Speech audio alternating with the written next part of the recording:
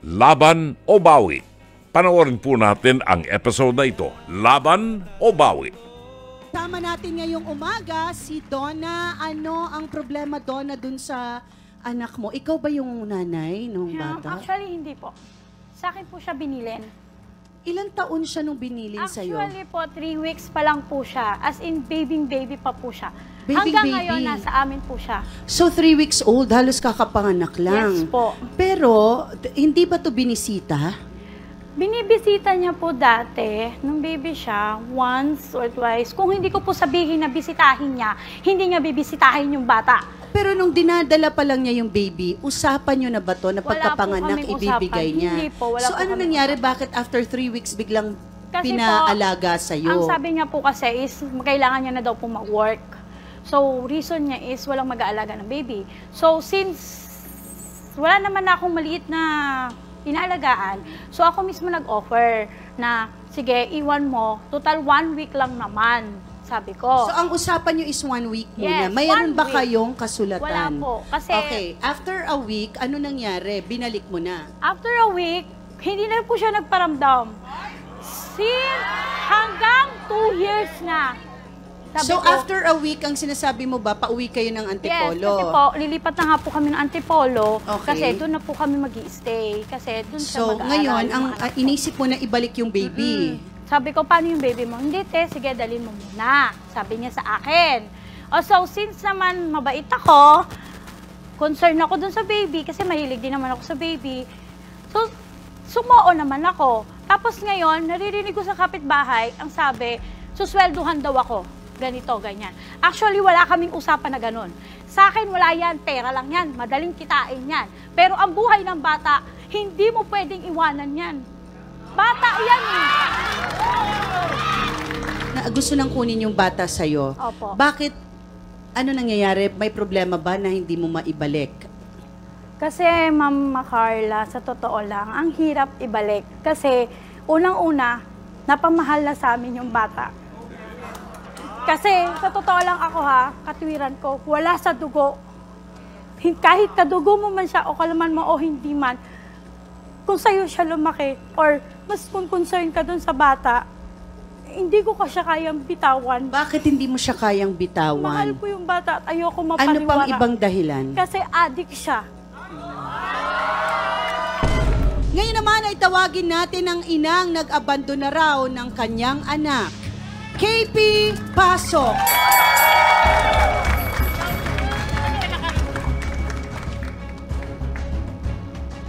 KP, gusto ka naming marinig. Ano nangyari? Bakit inabot ka ng 2 years daw bago mo kunin yung bata?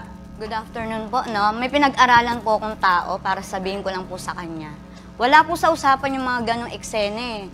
At saka una sa lahat, 2 weeks po yun. At ang kausap niya po kapatid ko, hindi ako. Teka lang ha, wala akong kausap na kapatid mo. Ikaw ang kausap Si Odessa, ko. nasa kanya Hindi, lahat ng... ikaw ang kausap ko. Naku, huwag nga tayo magsinungalingan dito. Oy, hindi rin ako nagsisinungaling. Naku, para lahat sabihin naman kasi sa'yo. Totoo, sinungaling. lahat Ikaw sinasabi ko nagpabinyag. sa'yo. Uy, ako, nagtrabaho ako, KP, te. para sabihin Huwag ko nga ako, sa'yo. huwag ako. Hinahabol mo Huwag siya ako. kasi ano, malaki na? Hinahabol? Oh. Sus, huwag niyo nga tinatago. Huwag ako, KP. Wait lang ha, wait Teka lang. lang ha. Wait lang. Okay.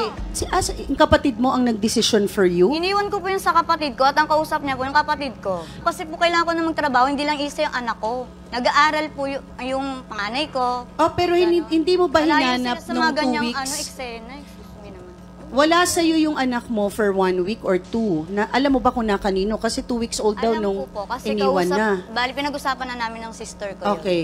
Naiwan na muna kay Donna. Opo, nagtiwala naman ako kasi kilala siya ng kapatid Okay, ko. pero nabalikan mo ba yung anak mo hanggang mag 2 years old? Opo, stay in po kasi ko dun sa bar na pinapasukan ko. So, ang hirap po na uuwi ako, iniipon ko na lang yung pamasahe kahit nga kumain eh. Tinitipid ko yung sarili ko eh. Masuportahan ko lang mga anak ko eh. Okay, pero I think walang karapatan ng kapatid mo na mag-iwan ng anak mo sa iba, ha, KP. So, dapat may alam. Anyway, nandyan si Attorney Lorna Kapunan. So, for 2 years, kailan mo siya huling nakita?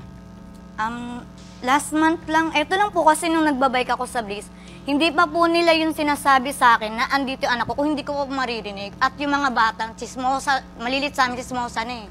Kasi naririnig sa salita niya, sa bunganga niya po. Kasi ang sinasabi mo, totoo ba, Donna, na hindi man lang sinilip, hindi man lang tinex? Ano ba? Po yan, marami po magpapatunay na hindi So, niya hindi man ako lang kumukuha ng sinisilip simpatya yung ng anak niya. kapitbahay po. Kasi ayoko Marami nang po binubuli yan. ako ng tao. Marami po talaga nag-ano na, KP, di kita tinuring na Iniingatan iba. ko nga to Teka eh, lang, ang wait pangalan lang. ko eh, O ako apelido din ko. inaantay ko dito para Ay, sabihin ko hindi. lahat ng gusto kong sabihin sa'yo. Iniingatan ang Wait lang. pangalan. Wala kang Hindi ako iniingatan kagaya mo. pangalan. Chismosa Oy, may ka pinag-aral. kasi. Hindi ako chismosa. Sus. Hindi ako chismosa. Ang May damit pinag-aralan sabi. ako. Ay, nga ako, uy. KP, ako ang nag-alaga ng anak mo. Anong sinasabi mo sa Okay, mga kapitbahay? salamat. Wait Wala lang, akong- makinig Uy, ikaw, ka. ikaw Wait yung lang, ano makinig eh. ka. Yan ba yung pinag-aralan? Alam ko, magaling Wala, ka. wait ka. Wait lang. Wait lang. Wait lang.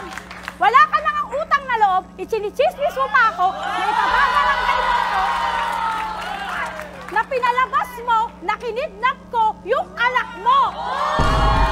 Sena mo, artista ka na.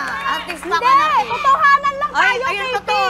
Kasi Ako pinagkakakitaan yung bata. totoo lang Ayun ang naramdaman totoo. ko. Pinagkakakitaan mo yung anak Hoy, ko. hindi ko Totoo. pinagkakakitaan ang anak Sus, mo. nililimos mo nga eh. Hoy, Ah, ano ka? talaga, Ang totoo kapal yun. naman ang mukha mo.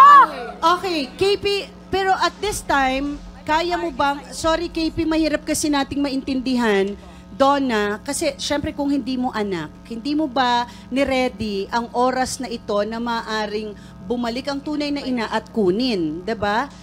Pinaghandaan ba ang Ano po, pangyayaring Mama ito? Carla, pinaghandaan ko naman po yung araw na yan eh. Pinaghandaan ko po yan. Kahit sa mga anak ko, lalo na sa panganay ko, kasi ano po yung panganay ko siya yung tumayong mami-mamihan niya. So ako mama tawag niya, doon sa panganay ko tawag niya mami. Magmula baby, mami na talaga tawag niya doon. Tapos sa asawa ko is papa. Once na nakita niya si KP sa Bliss, ang tawag lang niya KP. Tinuturuan niya eh. Oy, hindi! Diyan ka nagkakamali! Bakit sa tingin mo, Excuse me, KP ang bata. lang? Itinuro mo ba si KP na nanay o ayaw na rin nung Alam bata? niyo ba, Mama Carla, kanina, kausap namin yung bata. Sabi ko, babalik ka na kay Mama KP. Ang sagot niya po sa akin is no. Normal na takbo ng isipan ng isang ina o ama. Kapag kailangan ng tulong, ang unang tinatakbuhan yung biyanan or nanay. Gaano man kalayo yan, takbo yan sa biyanan, takbo sa nanay. Walang mag-aalaga sa anak ko, alagaan mo muna. No? Pero dito, parang hindi natakbuhan. Even the mother-in-law, si Beth, parang hindi kabisado ni Beth ang tunay na mga pangyayari sa likod ng mga naganap ngayon. Parang ngayon lang siya nagigising, ganun pala. Tinitingnan ko lang yung kapakanan ng bata. No? After all, hindi naman tayo magde-decide dito. Gusto nga natin mapagkasundo. Tinitingnan ko lamang kasi yung 2 years na nawala sa'yo, ang sabi mo, pinaalagaan mo sa kapatid mo, yung bata. Yung kapatid mo, ipinasa naman kay Donna. Pero doon sa 2 years na yon, sa isang linggong hindi mo makita yung anak mo, parang makati ang katawan mo. Kailangan mong makita yung anak mo. Gusto mong malaman anong nangyayari. Nung birthday ng anak mo, hindi mo ba pinasyalan? Hindi mo ba? So, ito yung mga bagay na tinitingnan namin. Mabibigyan mo ba ng panahon ang anak mo kung mapunta sa'yo? Mabibigyan mo ba ng magandang guidance, moral values, foundation? Mabibigyan mo ba ng magandang kinabukasan ng bata kung sa iyo mapunta? No? So, yun ang mahalaga. Hindi yung pag-ibig o pagmamahal ni Donna doon sa anak mo. Hindi yung tunay na pagmamahal mo sa anak mo. The question here now is, doon kasi sa pinakita mo, parang kulang na kulang bilang ina. Hindi ko alam kung bakit after 2 years saka mo habulin. No? Maibibigay mo ba sa bata ang pagmamahal, ang panahon, ang atensyon na kakailanganin niya? Kasi hindi mo pwedeng sabihin sa kanya, anak, sa bar lang ako nagtatrabaho, mahirap lang ako, maliit lang ang bahay ko. Hindi pwede yun sa isang magulang. Inaasahan ko na bago matapos ang programa, hindi na kayo dumating sa korte, no? At mapagkasunduan nila lamang. Ang unang-unang reaction mo sana, KP, ay pasalamatan si Donna na nag-alaga sa iyong anak. Maraming salamat, Mama Carla.